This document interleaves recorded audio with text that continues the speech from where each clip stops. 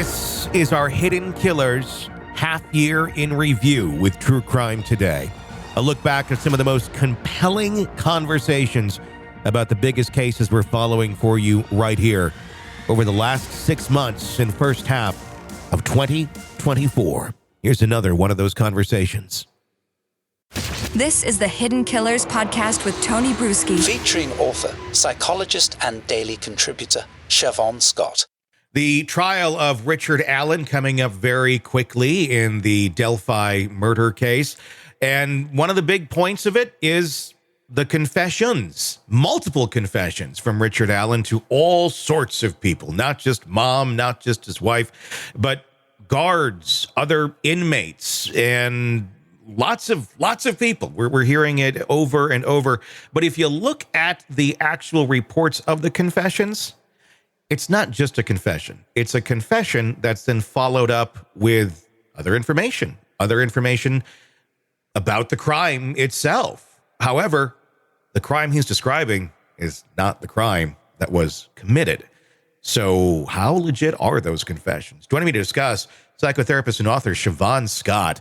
We all know that there are false confessions that take place out there. But with Richard Allen, we've been hearing more about them. We've been hearing about basically, he was in solitary confinement for a year, basically. And there was people always taking notes and taunting him and yelling at him, "You're a killer, you're a child killer," this and that. And eventually he starts admitting to this crime. But then he also says, and then I shot one of them this way. Then I sexually assaulted one of them. That didn't happen. That's not how the crime took place. How does that then weigh in with a confession when what he's confessing to also doesn't add up? Yeah, I've taken a deep dive into the research on false confessions recently. Yeah. And we know that there have been many, because there were several hundred cases after we started doing DNA analysis, several hundred cases of crimes where people had been convicted based upon all kinds of evidence, including faulty witness testimony, as we've talked about how common that is. And then they were found later on to be innocent by DNA. Now, 70% of those cases, 12% of all the cases were cases where the person had actually made a confession that could not have been true. Mm-hmm. Now, out of that 12%, 70% were people who were the victims of coercive police tactics. So they had been yelled at, or they had been promised immunity, something manipulative. Yeah. But 30% of the false confessions were people who were either psychotic or mentally retarded. They had some kind of mental impairment. Mm-hmm. And they may have been hallucinating or having delusions that they actually did the crime. Mm-hmm. So this is something that you have to consider, especially with a person like Richard Allen, who has been determined by his own attorneys at this point to be having symptoms of gross psychosis. Mm-hmm. So he's been reported to be eating his feces. He's paranoid. He's having hallucinations. So what does a confession mean in someone who's got symptoms like that? You have to really look at the totality of all of it. And yes, at the confessions coming out in bizarre ways, in ways that are inconsistent, that's incredibly relevant. Now, that still is not proof that he didn't do it, because as I've said, when you look at the bizarre staging of the crime, it was so strange. It speaks to me of a perpetrator who was psychotic because it was so weird. Yeah. And so if it's not Richard Allen, who's psychotic at this point, I think there's another perpetrator out there who had certainly some psychotic tendencies or a psychotic episode. But it's a fascinating case, and one that, we have to really take it apart and look at it carefully. What's being said, under what circumstances, and, how does this all gel? And as far as we know, prior to his incarceration in a prison in solitary confinement, he wasn't psychotic. He was working at the CVS for many years. He's the one who admitted that he was over there that day. And even early on in some of the questioning, which of course has conveniently been deleted at certain points from record, what we do know is that he said, "I didn't do this. I have nothing to do with this. I'm not going to be your patsy. I'm not going to go down for this because you need to frame somebody. I'm just not." But then they start breaking him down. And those psychological tactics that were used are extremely questionable. And obviously, different investigators have different tactics.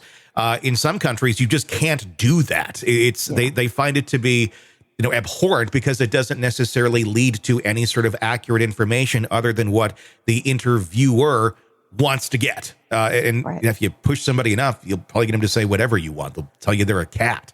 But if you don't and you use other tactics, you may get more accurate information. Why do we do this? Why do we, when we know that these sort of tactics don't work very effectively, why do we still employ them in our country or allow it to be employed by some investigators when questioning a suspect? Yeah, it's really, really awful. And I think it's one of those things where people trust the system. Your average person trusts the system and thinks it's fair. And that when we talk about the justice system, it really is all about justice. And when you start taking it apart, no, it's adversarial. And it's usually not about really getting to the truth. It's about either getting a conviction or an exoneration, depending on which side you're on. And why we're behind in a lot of other countries in many things is questionable, but I think it's something that, most citizens don't really think about or pay attention to unless it hits them personally. And it would probably behoove us all to gain more education about it. The idea of being in solitary confinement, it's a scary thought, but it's a reality for some people, and it's very scary, especially if you are innocent. I'm not saying he is. We obviously don't know that, but anybody in those conditions, innocent or guilty of a crime, that's going to break you down. Let's talk about that for a minute. How quick does that take place? And what's going on in one's mind when they're isolated from the world for that long of a period of time? And then on top of that, you have the taunting, you have guards, you have other inmates that are mentally torturing you. That's really what we have going on here in our system. And again, it's kind of one of those things, I don't think most people in our society realize that. They think, he's having his lunch and he's just in a small room. And, that's not the case. Yeah. Yeah, there's so much about the prison system here that I think is inhumane, and certainly solitary confinement is one of those things. And the irony is a lot of people are put in solitary confinement supposedly to keep them safe, and it's actually very hard on people psychologically.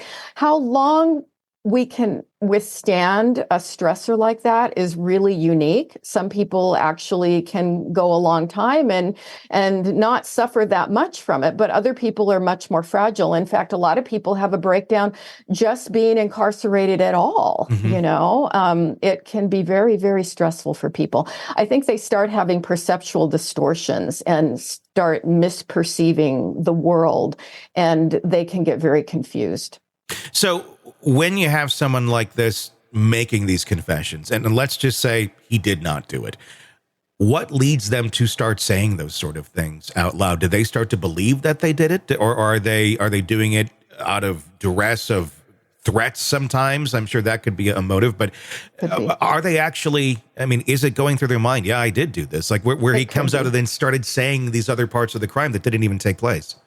Yeah, I think in this case, because he's having so many gross symptoms of psychosis, that he may be delusional and actually believe that he did it. And that could be why the stories change all the time, because he's coming up with various, scenarios based upon delusional thinking. And that could certainly be happening. So a lot of the other, as I said, 30% of the false confessions, the person really believes they did it at the time they make the confession, when it's proven later on that, no, they didn't. Let's go down the road and continue where saying he didn't do it, and we don't know, but let's just say he did not do it, and they don't convict him. He ends up being exonerated. How does someone like that come back from something like this? Is this? Obviously, I would imagine it's a scar that's going to last the rest of his life to a certain extent. But once you've gone so far down that road, is there any coming back? I think I would guess a person in this situation, if they get out of that threatening environment, they're going to need to be on medication. They're going to need support, probably a supportive living situation. I don't know that just living back with their spouse, if they're having these kind of symptoms, is going to work for them. But I do think people can recover, but it would take time. And that's, again, going to be a really unique individual path for each person. Sick of the ads? We are too. Start listening with no commercials now and get access to all of our episodes in advance of everyone else. Become a True Crime Today Premium Plus subscriber on Apple Podcasts. Search True Crime Today Premium Plus on Apple Podcasts or go to our podcast page and sign up now. True Crime Today Premium Plus. Sign up now.